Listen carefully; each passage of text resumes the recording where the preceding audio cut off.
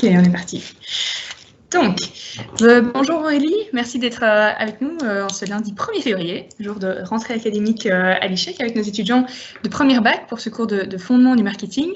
Est-ce que tu peux, avant qu'on commence l'interview, simplement te présenter brièvement à nos étudiants?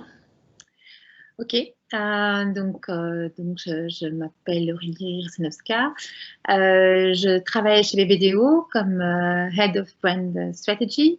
Je suis dans la pub depuis plus ou moins 7 ans. Avant ça, j'ai un parcours marketing, on va dire, classique. J'ai travaillé pour Dior, j'ai travaillé pour des marques de prêt-à-porter belges. J'ai fait un petit passage en agence média aussi. Et surtout, je suis aussi de l'ICHEC, donc je suis de la promotion 2006. À côté de ça, je suis aussi chroniqueuse sur La Première, donc la radio La Première. Donc j'interviens une fois toutes les 2 semaines depuis 3 ans et demi pour parler de publicité, sociologie et anthropologie. Voilà, je suis aussi maman d'un petit garçon de 6 ans. J'aime bien me dire, je suis très fière de lui. Donc voilà. Génial, super. Peut-être que tu auras encore plus d'auditeurs sur La Première après la diffusion de cette capsule. Alors, donc, ici, on entame un cours de première année, hein, c'est les fondements du marketing. Aujourd'hui, on se rend compte, je montre aux étudiants que ces fondements sont pas mal controversés, remis en question, notamment la fonction du marketing. On discutera avec eux de ce que c'est que le marketing pour eux, est-ce que c'est que de la pub, un petit peu toutes les dimensions qu'il y a derrière. Et le métier aussi du publicitaire traditionnel est fort décrié. Il y a vraiment une philosophie qui change. On voit un marketing qui est en train de renaître quand même, ou en tout cas qui a besoin de se réinventer. Ma question pour toi, c'est de savoir quels sont, du coup, selon toi, les fondements modernes du marketing?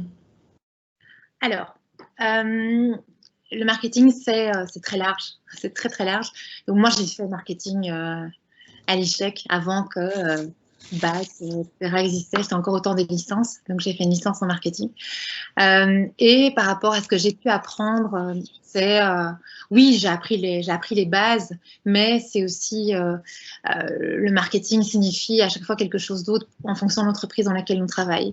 Maintenant, moi, je suis dans une agence de publicité, c'est-à-dire que je suis stratège, donc j'oriente les marketeers dans leur campagne, de leurs défis stratégiques. Alors, leurs défis sont souvent, quand ils viennent vers nous, vers une agence de publicité, sont des défis de communication. Mais bien souvent, le problème est ailleurs. Le problème est au niveau du produit, le problème est au niveau du business. Donc, déjà, il y a ça qui change pour moi aussi. Marketing, on a tendance à penser directement merchandising, publicité, affiches, des choses comme ça. Mais ça va bien plus loin que ça aujourd'hui. Les marketeurs eux-mêmes qui travaillent dans des entreprises ne s'en rendent pas toujours compte quand ils doivent s'adresser à une agence de publicité. Mais clairement, c'est ce qui fait la force, je pense, de ma position au sein d'une agence de pub. C'est, attention, aujourd'hui, le marketing, ce n'est pas que, justement, communiquer, ce n'est pas que un message, c'est bien plus que ça. Je pense qu'il n'a pas changé du tout, c'est l'objectif. C'est-à-dire qu'à un moment donné, faire du marketing, c'est faire changer un comportement. On veut que le consommateur lambda qui achète la marque A, finalement, elle achète la marque B ou la marque C, etc. Donc, l'objectif reste le même. On veut que cette marque, que ce consommateur switch pour notre marque. Ça, c'est clair. On doit aussi créer une identité, etc. Par contre, ce qui a évolué ou ce qui doit encore évoluer, c'est de placer la personne au centre, les gens au centre. Et on parle souvent, quand on regarde les définitions marketing, moi, je me souviens qu'on m'avait appris besoin, désir, même anticiper les désirs, les besoins des gens. Moi, je ne fonctionne pas comme ça. Et en tout cas, la plupart des gens dans mon métier aussi ne fonctionnent plus comme ça maintenant. On est là pour identifier les problèmes, en fait. Et les marques doivent chercher des solutions. Donc moi, je dirais que le marketing aujourd'hui, et donc le marketing du nouveau au sens large, c'est-à-dire vraiment créer les produits, inventer des nouveaux revenus, des nouveaux business models, etc. C'est avant tout apporter des solutions. Donc les marques doivent apporter des solutions à des vrais problèmes de société, des vrais problèmes de personnes. Ça,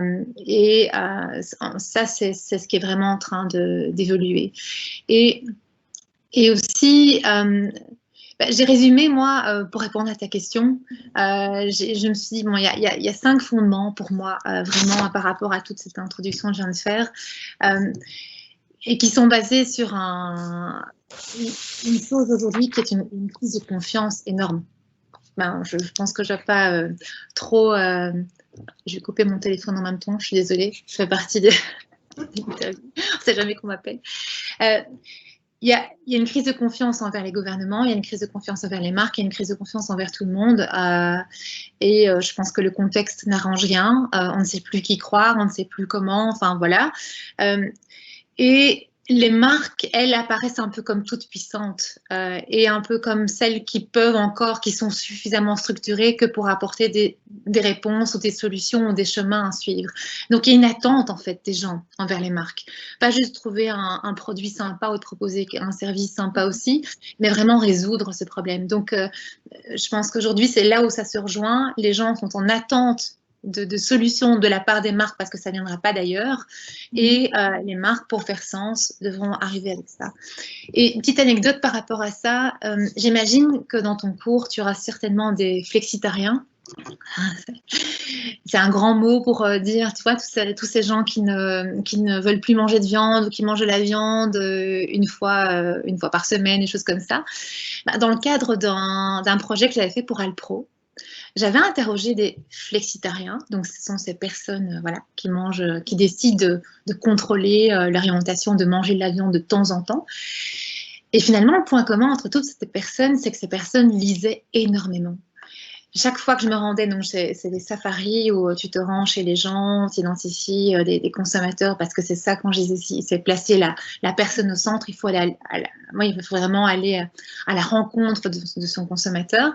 Et à chaque fois que j'ai passé la porte où j'ai rencontré ces personnes, il y avait une pile de livres énorme où en fait on se rend compte que ces gens, ils veulent juste avoir de nouveau le contrôle. Et c'est lié à cette crise de confiance. Et donc, les gens s'informent aussi énormément eux-mêmes. On ne croit plus ce qu'on nous dit.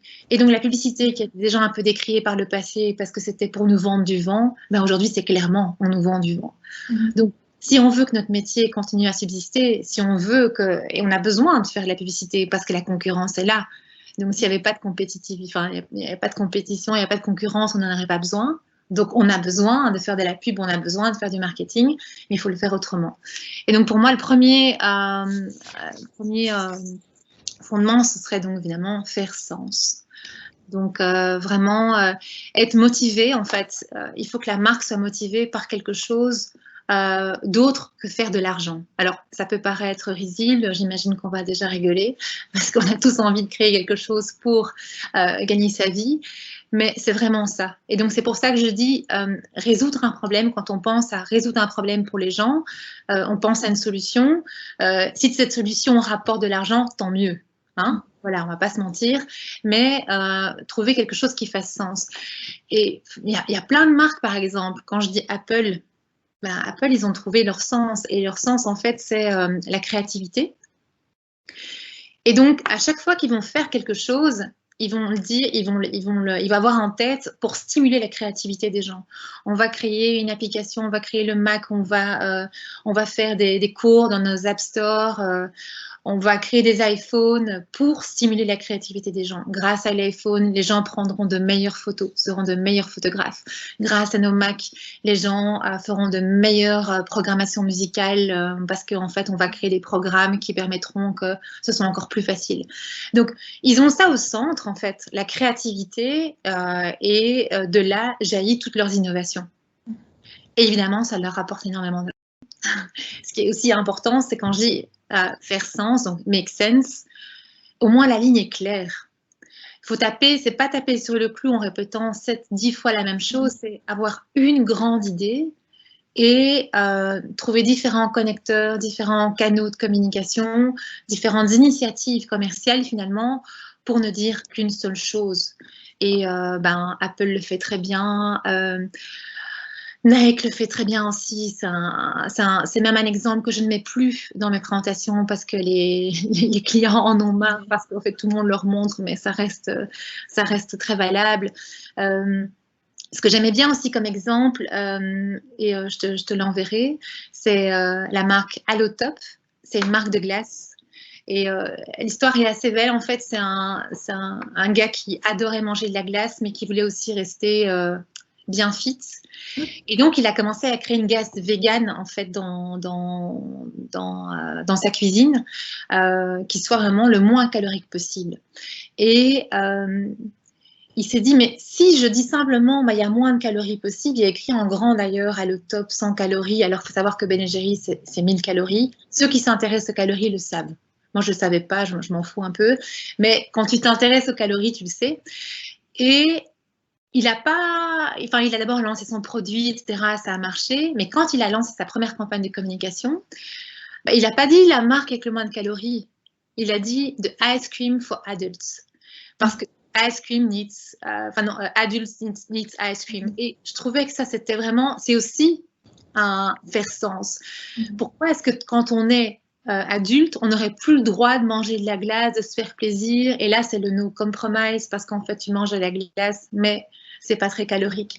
Donc, faire sens, c'est pas toujours aussi sauver le monde. C'est simplement trouver, comme je disais, trouver des solutions à un problème. Et ici, c'est je suis adulte, j'ai pas envie de grossir et j'ai envie de me faire plaisir.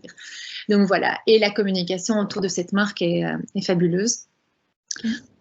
Le deuxième fondement, pour moi, c'est évidemment des actes plutôt que des paroles. C'est pas évident. Dans les briefings qu'on a souvent aujourd'hui au niveau des marques, c'est trouvez-nous une activation. Alors on pense à l'activation à côté de en fait, les marques devraient d'abord penser à une idée, un concept, et puis communiquer autour de cette idée et ce concept. Je vais te donner un exemple, sinon c'est un peu abstrait. À mon avis, tu connais peut-être, c'est la marque Areai. C'est une marque de produits, c'est genre AS Adventure. C'est aux États-Unis, c'est des vêtements, des équipements pour faire du sport, etc. Et bien, ce qu'ils ont fait, c'est que le jour de Black Friday, il y a quelques années déjà, eh bien, ils ont fermé leur magasin. Donc voilà. C'est un geste fort, ouais. Un geste très fort.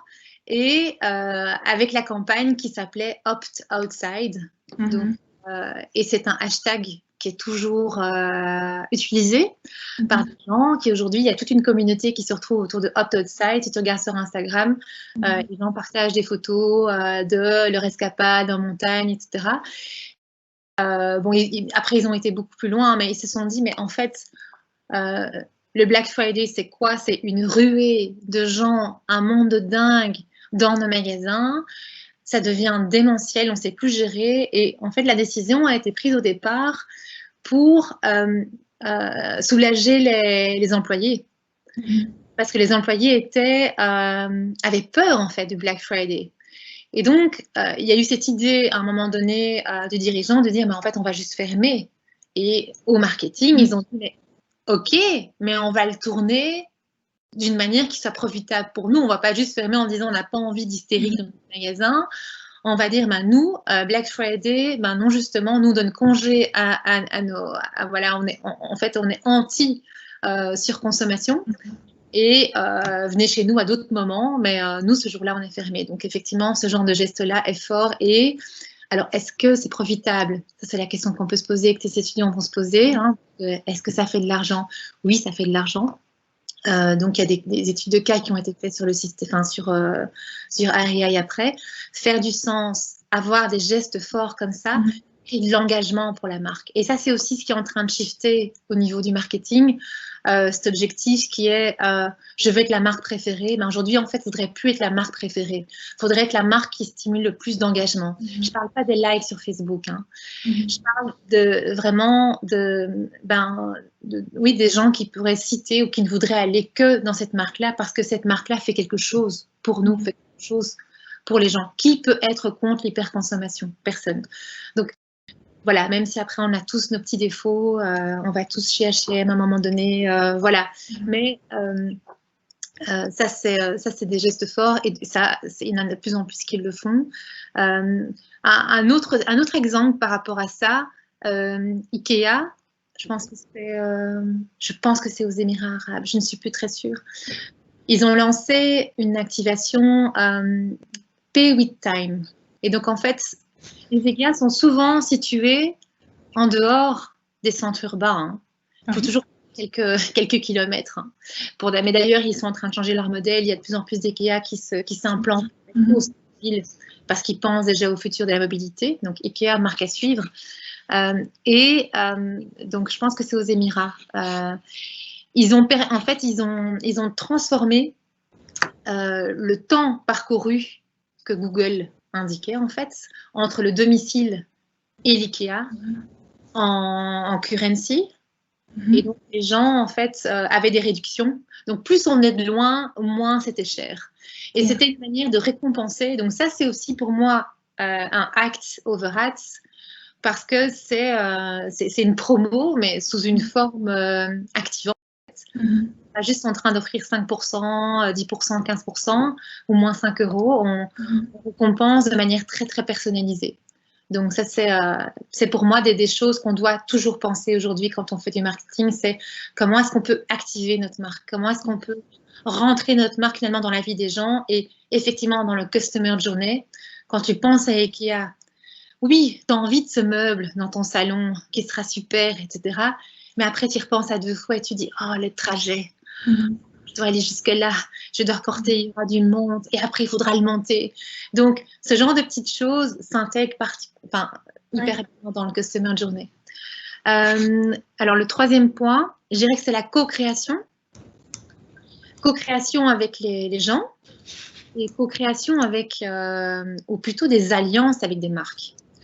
Alors, co-création avec des gens, de nouveau IKEA. Pourquoi? Parce que ou alors même Microsoft a fait ça aussi. Je vais parler de Microsoft plutôt. Microsoft a créé en fait une Xbox Controller, je ne sais plus en français, et pour les personnes en fait handicapées qui donc n'ont pas de main, quoi, tu vois, ou alors il leur manque des doigts, enfin voilà, donc parce qu'ils sont nés comme ça, parce qu'ils ont un accident, etc. Et donc, en fait, ils ont créé des consoles, voilà. Ils ont créé des consoles pour ces personnes-là, avec, évidemment, l'aide de gens qui ont ces problèmes-là.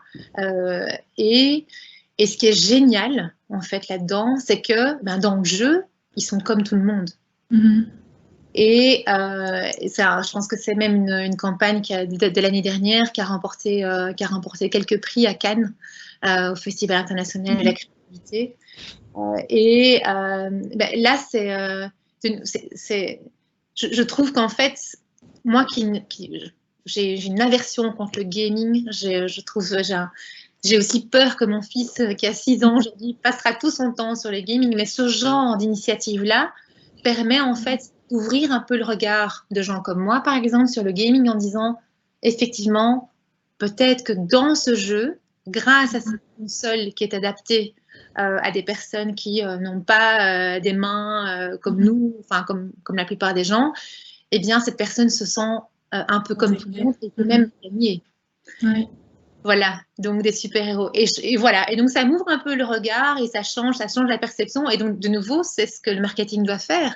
C'est un shift de perception, un shift de behavior.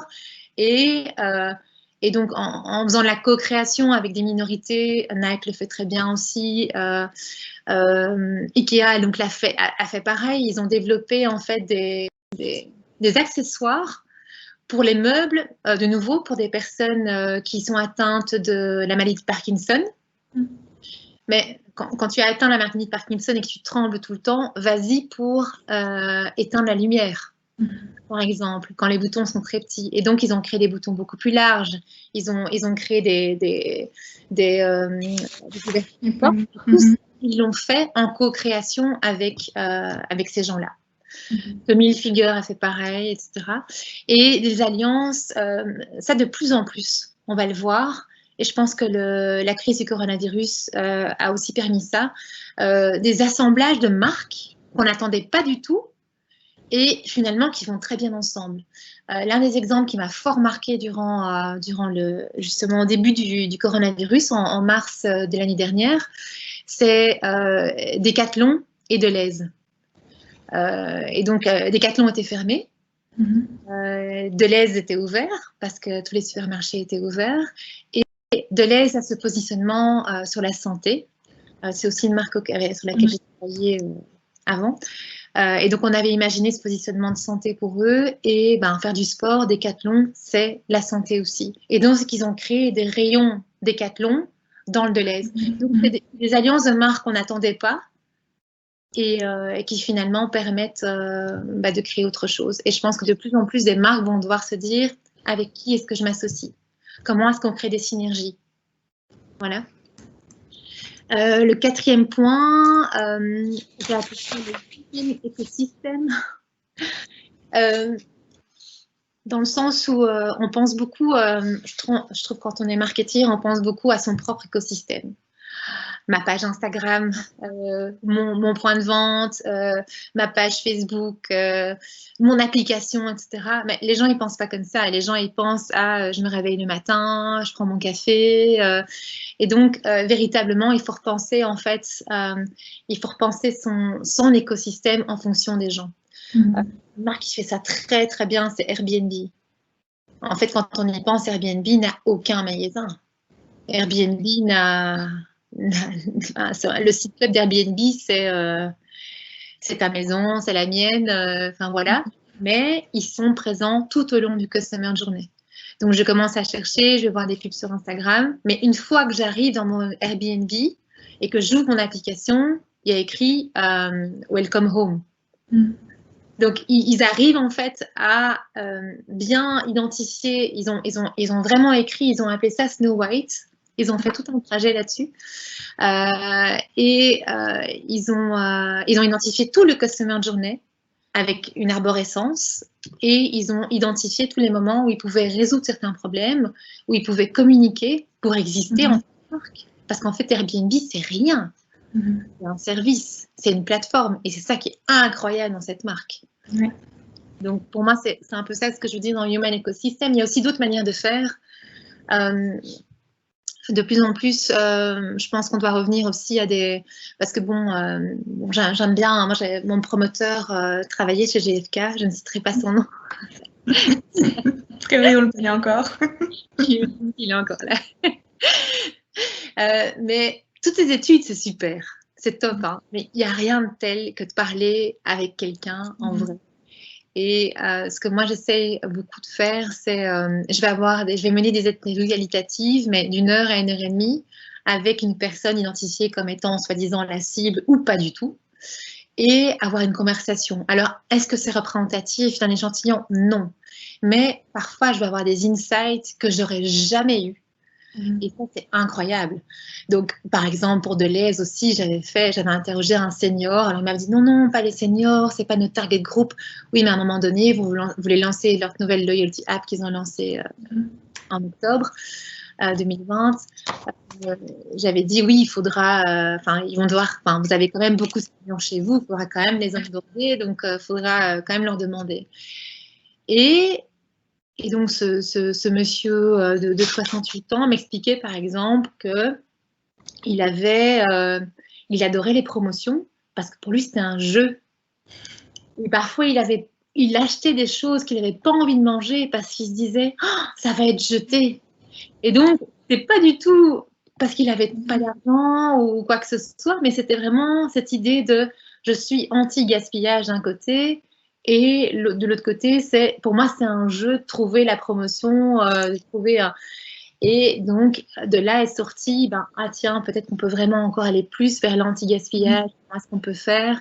Et d'autres réflexions, ou réflexions aussi, comment est-ce qu'on peut rendre nos promos un peu plus amusantes, tout simplement. Donc, voilà, ce genre de discussion mène à plein de choses et nous ouvre, en fait. Et c'est ça aussi que les marketeurs ont besoin, c'est de s'ouvrir au monde constamment, et c'est ça que c'est une agence de pub, entre autres. Moi, je fais ça comme ça, parce qu'ils sont dans leur tour d'ivoire et ils sont dans leur titre, et il faut qu'ils en sortent un petit peu. Et le dernier point, c'est l'impact. Et je parle bien d'impact et pas de profit. Comment est-ce qu'on mesure le succès? Pour donner encore un exemple, ça devient de plus en plus grand, c'est... en Belgique, il existe les FI, donc ces récompenses stratégiques qui récompensent finalement une stratégie gagnante, pas spécialement la création, mais voilà. Et en 2020, ils ont introduit un EFI qui a un impact sociétal.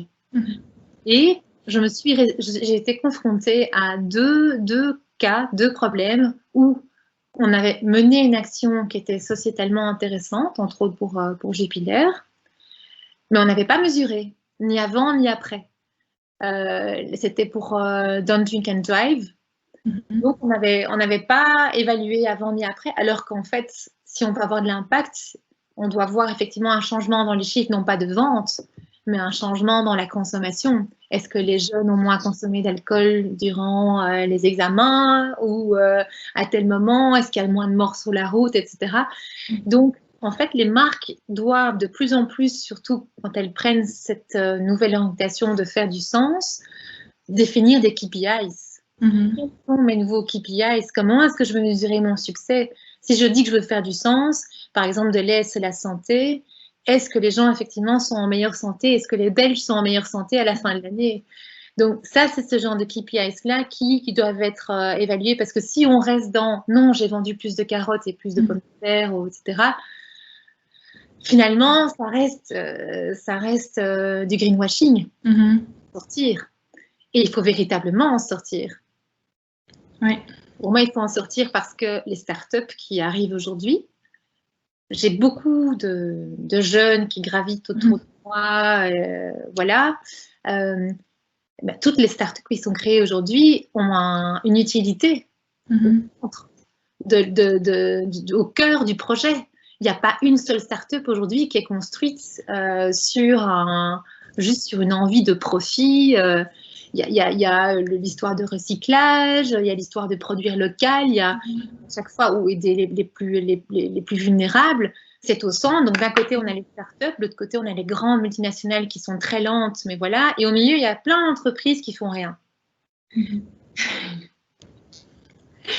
Et ça, il va falloir accélérer. Donc pour moi, c'était un petit peu ça pour répondre à ta question. Ouais. Ça va, j'ai bien préparé mon devoir. Non, très intéressant tout ça. Mais c'est vrai qu'on voit, je pense aussi, qu'il y a beaucoup de grandes boîtes qui ont de plus en plus un œil sur les startups, justement, qui intègrent aussi des incubateurs pour être inspirés de ce qui se passe sur le terrain. Dans notre amphi aujourd'hui, on a peut-être beaucoup de jeunes là, qui se lancent ou qui ont déjà lancé des projets. Et donc, je pense qu'effectivement, ils sont sous la loupe des grosses boîtes parce qu'intéressés par leur sens, leur flexibilité, leur facilité de rebondir, etc. Donc, je pense qu'effectivement, il y a aussi une piste à ce niveau-là. Tu parlais de la question du sens, justement, à plusieurs reprises dans les différents fondements, et notamment donc, de ce rôle sociétal que les marques ont à jouer de plus en plus, ou en tout cas, les consommateurs les attendent sur ces questions-là, et pas uniquement sur des questions de, comme tu dis, offrez-moi une réduction ou 2 points en plus sur ma carte de fidélité. Est-ce que tu vois chez BBDO maintenant vraiment ces prises de conscience qui émergent et cette envie de changer? Enfin, est-ce que tu sens ça? Est-ce que tu trouves que c'est palpable? Peut-être encore plus aujourd'hui, après 1 an de Covid derrière nous. Est-ce que tu as vu un changement qui s'est peut-être accéléré avec cette crise du coronavirus? Voilà, comment ça se passe dans les coulisses? Dans les coulisses, je vais être très très honnête avec toi. Je ne suis pas rassurée. Je ne suis pas rassurée du tout parce que il y a beaucoup de gens qui ont peur, beaucoup de marketeurs qui ont peur aussi, peur de perdre leur emploi déjà. Parce qu'on est tous un petit peu là à se demander ce qui va se passer demain. Et quand on a peur, qu'est-ce qu'on fait? On ne fait plus rien. On est tétanisé. Et donc, il y a des actions qui étaient soit en route, mais qu'on n'a pas grandi et parce qu'on avait délégué ça au département quand c'était une action sociétale ou qui faisait du sens. C'était c'est de la communication, c'est des RP, c'est des RP, donc ce sera communication externe, on l'intègre pas dans le marketing. Et ça tombe parce que c'est un budget qui tombe. Il y en a qui n'entendent pas du tout. Il y a des grosses entreprises aussi multinationales qui ne sont pas du tout occupées finalement avec leurs produits, mais avec leur carrière. Ça, il ne faut pas se leurrer. Mais les chiffres sont très mauvais, sont extrêmement mauvais. Et donc, il y en a d'autres où c'est très petit, mais en fait, tout est une question de personne. véritablement. Il y a des marketeers qui avaient déjà, qui sentaient le vent tourner ou qui avaient déjà intégré cette notion de sens ou qui voulaient déjà l'amener. Et c'est pas facile pour eux. Donc, heureusement, nous, en tant qu'agence de communication, comme on voit ce qu'il faudra faire, on les soutient. Mais je ne suis pas rassurée. Donc, c'est pour ça que je trouve que la jeune génération qui arrive, qui a plus de valeurs, qui a un système de valeurs un peu plus développé, qui est aussi inquiète de la durabilité, parce que quand on parle de sustainability, c'est à tous les niveaux. Il y a aussi des échéances au niveau européen. En 2030, les circuits, l'économie circulaire doit être intégrée par la plupart des entreprises. Et qu'il y a à nommer un Chief Sustainable Officer qui travaille dessus, et qui a jusqu'à 2030 pour revoir, je ne sais pas, le cycle, le produit de millions de références. Des entreprises comme ça font déjà des choses, sont déjà très, très actives et ont bien compris. Il y en a d'autres qui n'ont rien compris du tout, mais ces entreprises ne vont pas bien non plus. Je le vois. Donc, c'est un petit peu... c'est la stratégie de la peur, quoi. C'est j'ai peur, je m'arrête, je ne fais plus rien, ça casse. Oui,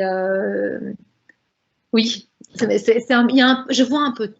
Mais je compte sur la jeune génération et entre donc tes étudiants. Et justement, quand tu parlais d'entreprendre, tu disais qu'il y en a beaucoup et des projets.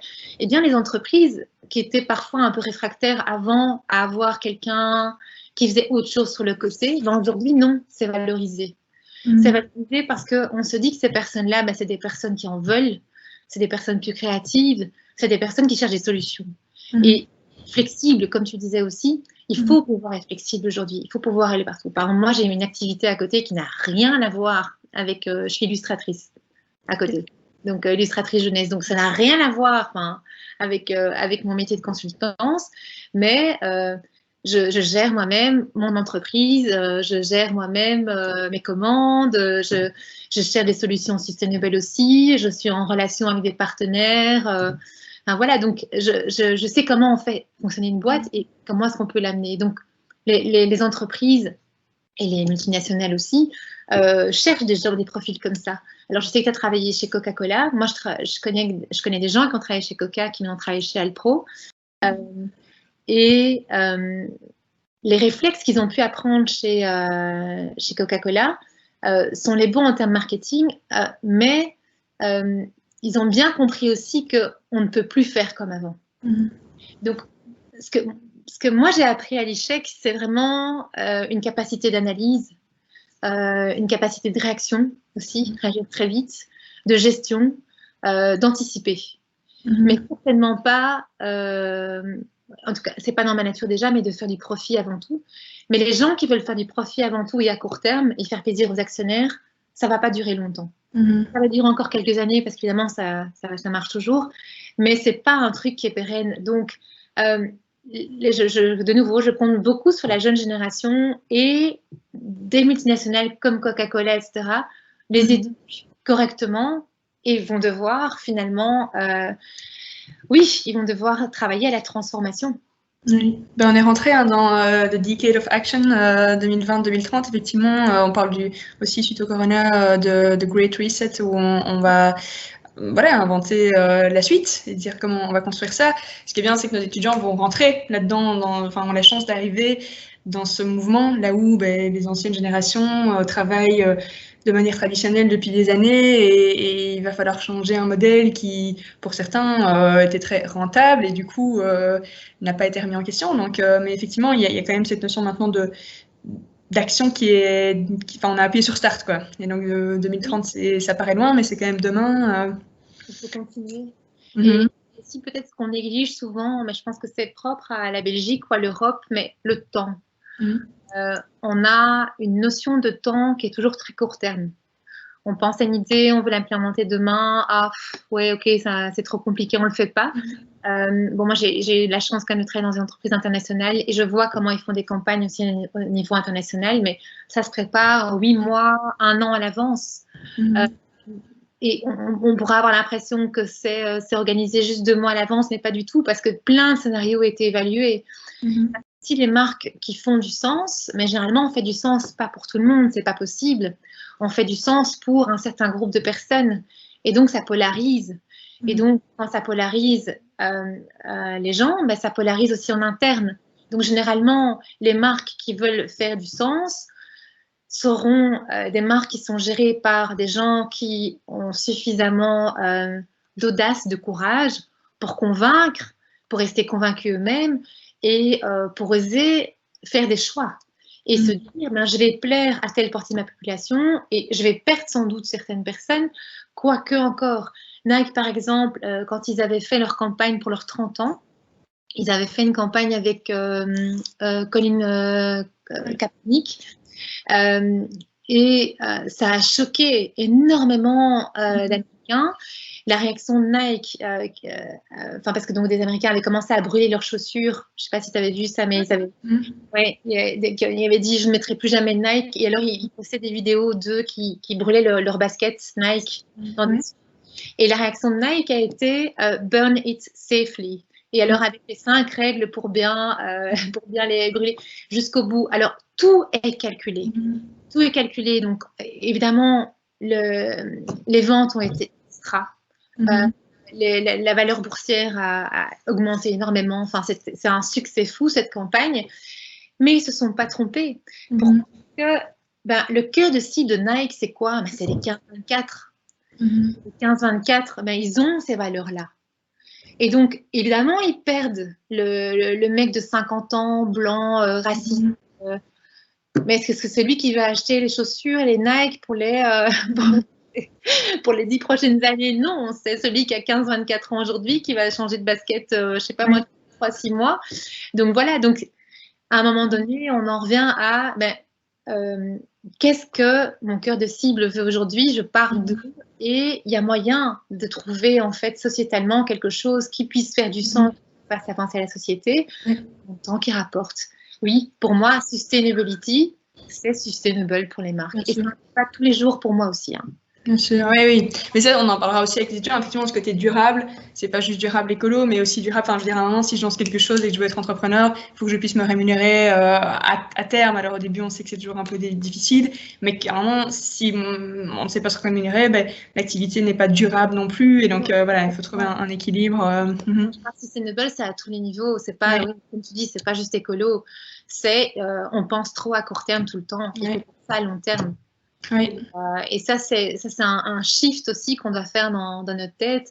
Et si on a une vision déjà beaucoup plus claire sur vers quoi on veut aller, à ce moment-là, les étapes court terme sont facilement implémentables.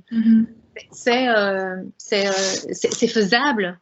Une très belle marque en Belgique, en tout cas, elle n'est pas belge, mais ils font des très très bonnes choses. Decathlon fait des très bonnes choses. Et pourtant, on pourrait se dire, ouais, c'est cheap, etc. Mais là, comme tu parlais de start-up, ils ont lancé un programme.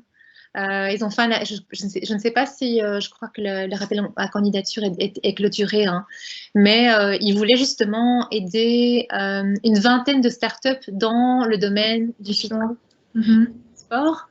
Et exactement pour les raisons que tu disais, c'est qu'ils n'ont pas envie d'être pris de court. Les entreprises aujourd'hui, il y a des jeunes qui sont certainement dans ton cours, qui ont des idées brillantes et qui vont beaucoup plus vite, qui connaissent les outils digitaux pour vite lancer un site web, pour vite faire leur communication eux-mêmes. Ils ont un bon produit, une bonne idée et ça peut exploser. Eh bien, les marques aujourd'hui essayent d'intégrer un peu ces startups dans leur projet d'entreprise pour ne pas mourir. Dans certains cas, on dit, mais en fait, la finalité de l'entreprise, c'est à un moment donné mourir. Or, chaque entreprise voudrait exister le plus longtemps possible, donc il y a une sorte de contradiction. Mais pour moi, c'est pour ça que je disais find alliance. C'est vraiment ça, des alliances avec d'autres marques, des alliances avec des startups.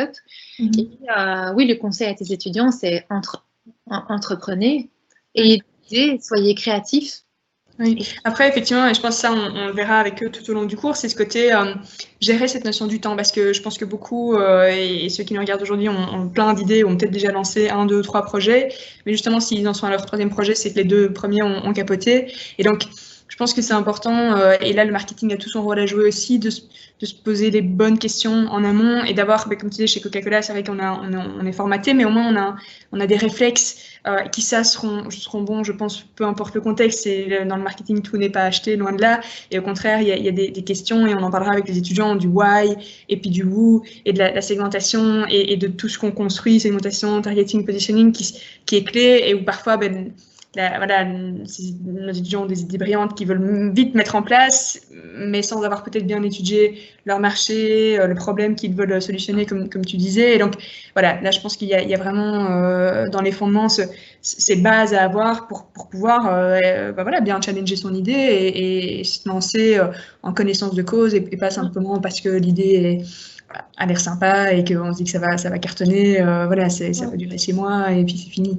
Non, tout à fait, c'est vraiment ça. C'est à la fois l'échec où des grandes entreprises multinationales sont des très bons formateurs, parce que pour être sustainable, il faut de la structure. Mais oui, c'est juste qu'il va falloir réinventer. Je ne sais pas si Coca-Cola, comme Coca-Cola existe aujourd'hui en termes de produits, existe pour longtemps. Je ne sais pas. Enfin, je veux dire, c'est quand même iconique, et voilà, mais ils ont quand même tout ce problème tout ce programme de recyclage, etc. Mais ça paraît encore très greenwashing pour l'instant, parce qu'ils viennent de très loin. C'est pas l'entreprise qui fait rêver la plupart des jeunes aujourd'hui. Et ça peut se comprendre. Mais quand tu vois des alliances, par exemple, quand Danone rachète Alpro, pas pour rien. J'ai travaillé pour Alpro et c'était très dur, en fait, de trouver quelle est la vision d'Alpro au sein de Danone. Si on ne peut pas dire contre le lait, mais on est acheté par une marque qui fait du lait, alors qu'on est... Donc, toutes ces alliances sont nécessaires parce que Danone a une force de frappe qui est immense et peut vraiment changer des choses. Et d'ailleurs, je pense que c'est change the way the world eats for the better, ou un truc dans le genre. Donc, ils ont...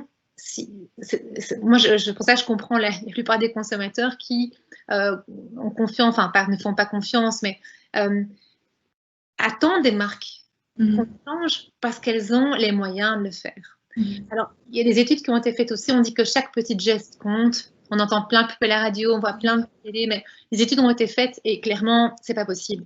Je trie mes déchets, tu tries sans doute tes déchets. On ne va pas changer le monde en triant nos déchets. Même si tout le monde doit le faire, et c'est très bien parce que ça nous stimule à voir la vie autrement, mais les études prouvent que ça doit se passer à un niveau industriel. Donc, moi, le consommateur qui devient consommateur, c'est effectivement le cas, parce que le consommateur, donc il va avoir le contrôle de ce qu'il fait. Les marques aujourd'hui doivent permettre aux gens d'avoir le contrôle et supporter ce système de valeurs. Et tout le monde le dit, que ce soit des sociologues, des économistes. Je pense que c'était Attali qui avait encore écrit après la crise de 2008, je suis en train de relire son livre 7 clés pour survivre après la crise. Il parle de la crise, de la crise financière, mais en fait, on dirait qu'il parle de la crise du Covid, parce que c'est la même chose, mais c'est vraiment à chaque fois les mêmes, c'est penser long terme, créativité, et penser plus loin que juste. Donc, c'est... Et ça rejoint une question que j'avais pour toi. J'avais une question plus au niveau des étudiants, mais je pense que là, ils ont reçu pas mal de conseils dans ce qu'on vient de se dire par rapport à voilà, la façon dont ils peuvent se positionner tout au long de leurs études, et puis aussi dans leur démarche personnelle de jeunes entrepreneurs ou de jeunes juniors quand ils arriveront sur le marché de l'emploi. Si on se positionne chacun en tant que consommateur ou consommateur, donc... effectivement, qu'est-ce qu'on peut faire alors pour participer à cette prise de sens, en fait, ou prise de conscience des marques? Comment peut-on les challenger, enfin, voilà, est-ce qu'il y a un mouvement collectif dans lequel on peut s'inscrire? Est-ce que c'est via les réseaux sociaux, puisqu'on est de plus en plus habitué à communiquer avec nos marques, avec les avatars sur leur site, sur les réseaux? Qu'est-ce qu'on peut... voilà, est-ce qu'on là, on a un pouvoir plus fort que... le tri qu'on fait ou les achats qu'on fait. Les marques ne sont, enfin les marketeers aujourd'hui, au jour d'aujourd'hui, les marketeers ne sont sensibles encore qu'aux chiffres. Si les ventes diminuent, tout simplement, ils vont s'inquiéter. Et c'est la seule métrique encore qui arrive à faire changer les choses, parce qu'on a beau présenter certaines tendances, tant que l'impact n'est pas dans les chiffres, ça ne marche pas. Alors, qu'est-ce qu'on peut faire, acteur? Il y a aussi une histoire de culture. En UK, il y a un groupe de jeunes filles qui ont lancé un mouvement, qui ont lancé une pétition contre les pailles. Cette pétition a remporté tellement de succès que McDo a décidé d'arrêter les pailles et de lancer des pailles en papier. Mais c'est aussi une culture très forte.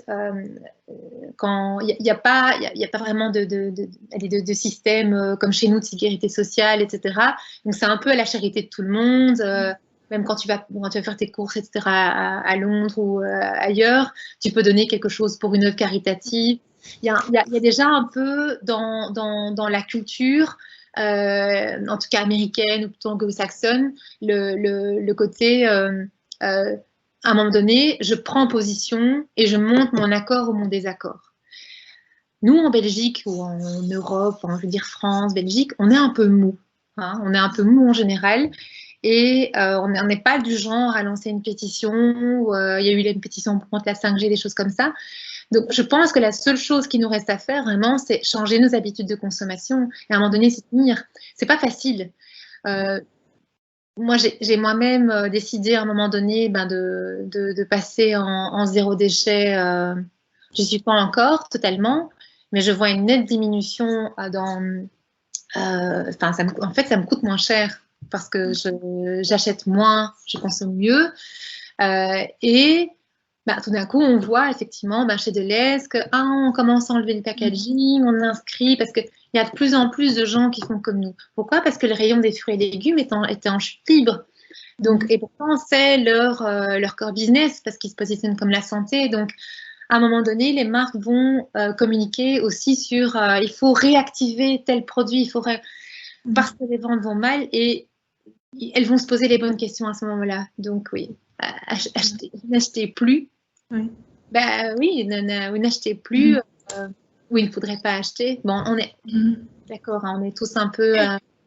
Enfin, voilà, trouver un bon équilibre et peut-être cette frugalité, la frugalité marketing dont on parle beaucoup aussi en ce moment, dire vraiment se poser les bonnes questions sur sa consommation et se rendre compte qu'on a quand même un impact collectif. C'est une façon de faire passer un message aussi à certaines marques, certaines enseignes, si on est contre leurs propositions, quoi.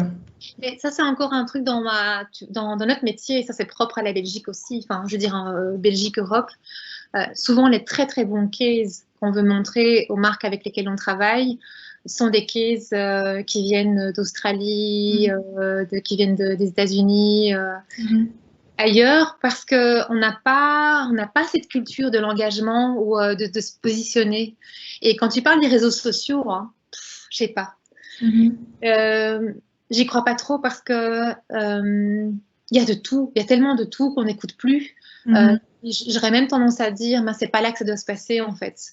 Et ça dépend de nouveau qui est-ce qu'on a en face de soi.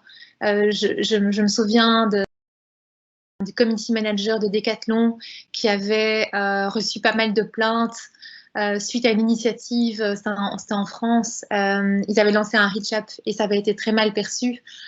Et il avait répondu à je ne sais pas combien de milliers de plaintes, et il avait été salué parce qu'il avait répondu genre à tout le monde personnellement. Ça dépend de nouveau qui est derrière. On peut avoir un community manager d'une marque qui a décidé que la page Facebook serait le centre de customer care et qu'on fait attention à ce qui s'y passe. Ça peut être Lego qui a créé toute cette plateforme pour on peut, je sais pas si tu peux proposer en fait tu peux proposer des jeux à Lego, et si ça se remporte suffisamment en fait de voix, ils vont le créer. Et il y a des marques qui ne font pas du tout attention, en tout cas qui ne considèrent pas leurs réseaux sociaux comme du customer care, mais juste comme une communication top-down. Et donc là, c'est crier dans le vent, en fait.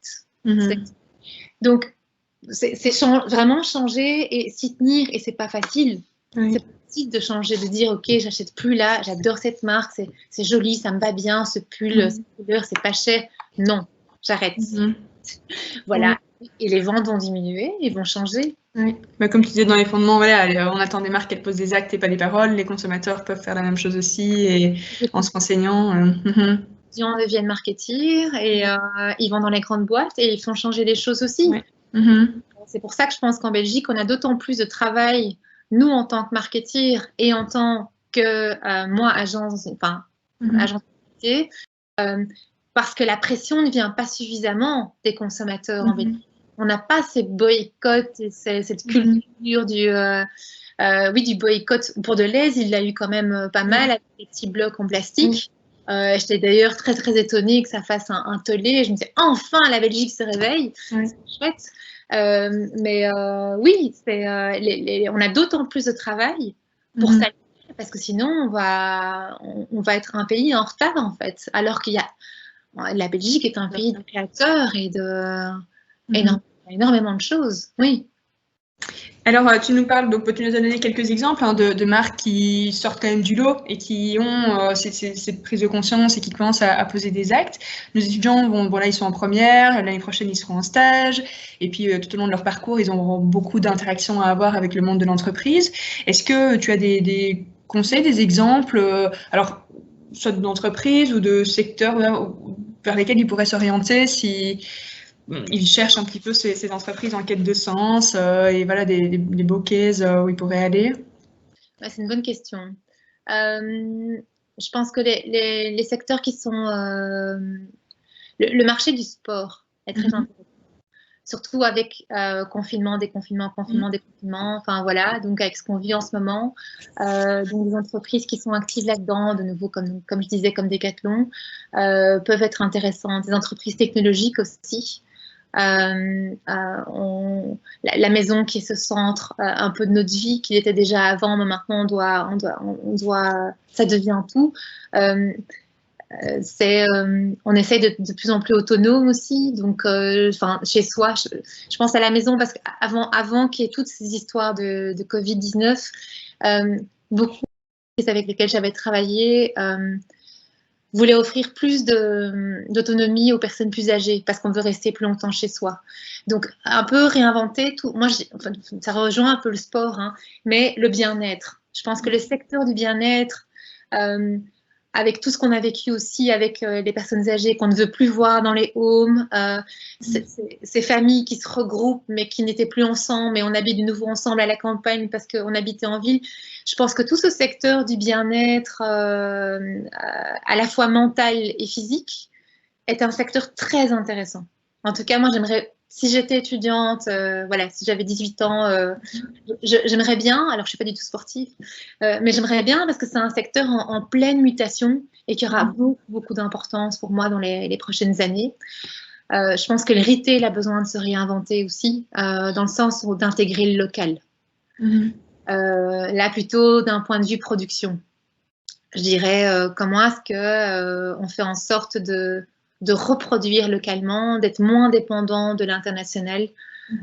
C'est des questions qui vont se poser. Et donc, je pense que là, le retail, où on a ce côté convenience qui doit rester parce que c'est inhérent maintenant au retail, comment est-ce qu'on garde cette valeur-là tout en y intégrant le local. Alors, oui. Et un secteur qui, pour moi, non, je pense que c'est les deux secteurs que j'aimerais bien. Venez dans la pub, il y a très peu de francophones. Ah, un message à tous nos étudiants. Je pense qu'aussi on a... Mais, perso, je suis arrivée dans la pub par hasard. Je ne savais même pas que les agences de pub avaient un département stratégique. Et quand j'ai découvert ce qu'on pouvait faire, j'ai découvert ma voie parce que j'ai travaillé avant dans des départements marketing. Puis je suis passée par la case consultance parce que je voulais justement... je suis une femme de projet.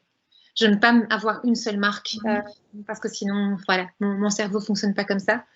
Tout d'un coup, j'ai découvert qu'il y avait des départements stratégiques au sein d'agences de pub et les informations auxquelles j'ai accès, les projets sur lesquels je peux travailler, c'est assez génial. J'ai travaillé pour McDo pendant 6 ans. C'est une marque...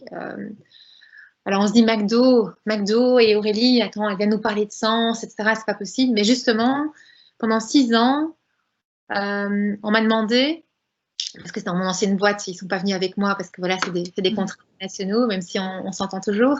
Pendant 6 ans, ils m'ont demandé de rester sur ma planète et de les amener à changer. De les amener. Donc aujourd'hui, maintenant, il y a des pailles aussi en papier, en Belgique, partout. On a revu les jouets, on a mis des livres. Donc j'ai pu travailler sur ces projets-là, de replacer la famille au centre et de voir un petit peu comment est-ce qu'on pouvait rendre McDo un peu plus fun. Ça, c'est aussi très important. Pour moi, c'est qu'on pense directement sociétal égale ennuyant, triste, dramatique. Et absolument pas. Je pense justement que un bon message, il passe avec le sourire, il passe avec le entertainment. Et c'est justement pour ça que j'adore être dans la pub et que je ne travaille pas dans une ONG. C'est que je peux traiter de sujets qui sont importants, voire délicats, mais de manière entertaining, parce que voilà, donc je suis illustratrice aussi, j'adore raconter des histoires, et donc ça, c'est pour moi dans la pub, s'il y a parmi tes étudiants des gens qui aiment raconter des histoires, qui aiment le fun, et qui croient qu'on peut changer les choses tout en s'amusant, la pub est un terrain de jeu magnifique. Ouais. Les vidéos cherchent des stagiaires peut-être ou... Oui. Ok, donc un petit message en même temps. Oui. On a très peu de... En fait, on a tellement de boulot que nous ne cherchons pas. Mais après, c'est très bien si on avait un stagiaire, oui, mais qu'on n'a pas cherché. Et en fait, les étudiants sont tout le temps néerlandophones. Okay. On a très très peu de gens de l'ICHEC ou non. Oui, écoute, à bon entendeur. Oui, non, vraiment, c'est intéressant. Génial. Écoute, on arrive au bout. Peut-être que je vais te laisser le mot de la fin si jamais il y a une dernière chose qui te vient ou une question que je ne t'aurais pas posée ou un message que tu as envie de faire passer. Je pense qu'on s'est dit beaucoup de choses et voilà que ça permet si tu veux de réfléchir. Ça me ferait très plaisir de revenir en vrai, peut-être. Ouais, volontiers. Étudiants et peut-être que si tes étudiants ont justement des projets, c'est une question, simplement leur dire que je suis à leur disposition. Super. Pour si jamais ils ont envie d'échanger, parce que voilà, j'aime interagir, j'aime discuter, donc je suis à leur disposition. Ce sera mon petit mot de la fin. Écoute, on va voir voilà, qu'est-ce que le Covid va nous permettre de faire ou pas en termes de présentiel et distance pour effectivement peut-être avoir cette rencontre live et pouvoir approfondir certains sujets. Ce serait avec grand plaisir. Et puis, on est toujours content aussi de recevoir des alumni de l'ICHEC à nouveau à l'amphi. Tu verras, ça a beaucoup changé en plus depuis notre temps. Donc, voilà. Écoute, génial. Un immense merci pour ton temps, pour toutes ces réponses qui font réfléchir. Tout n'est pas... Enfin voilà, on se rend compte qu'il y a encore beaucoup de challenges pour la Belgique, je pense. Et d'un côté, c'est flippant parce qu'on se dit waouh, on a encore du boulot, mais d'un autre, c'est hyper enthousiasmant parce qu'il y a beaucoup de belles opportunités pour nos jeunes et moins jeunes. Et donc, je pense que voilà, c'est maintenant qu'on doit en être conscient plus que jamais et se mettre au boulot, quoi. Exactement, oui. Donc, écoute, que tout se passe bien pour toi, pour ton équipe. Et puis, un grand merci et à très bientôt, sans doute. À bientôt.